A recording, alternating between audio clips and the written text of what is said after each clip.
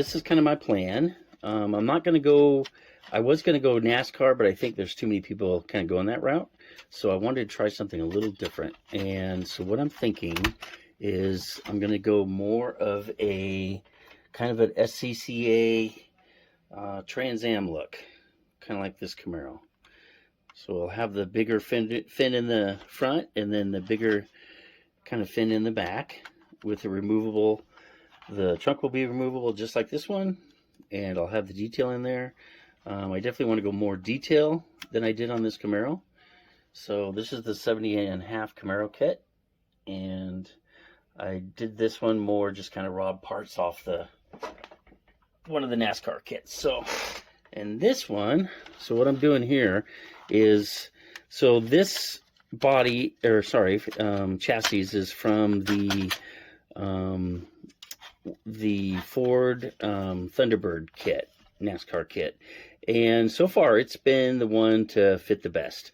I think I do have to, I'm going to have to move this axle back just slightly. I mean, it's very close, but then you can see kind of, let me show you how I compared it.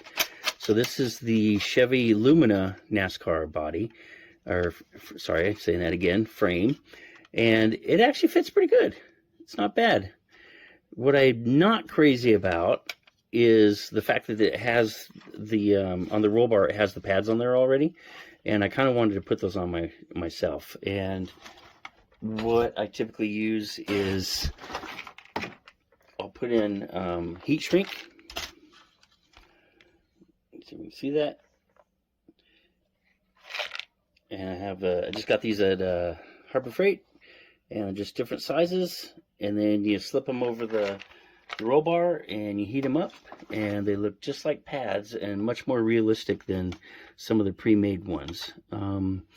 But on the flip side, I do kind of like how this chassis is fitting just a little better. So I'm not really sure just yet. I'm not crazy about this little lip. I'd have to take that off, and then I'll have to create a new area for that. So, okay, and then, so there's that one. And then the next one is, this is the Chevy Monte Carlo chassis.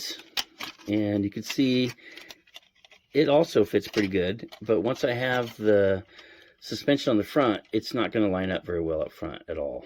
So, because here's where the shocks would be, right here. And so that's really not going to line up all that well. So, so I think this one's out.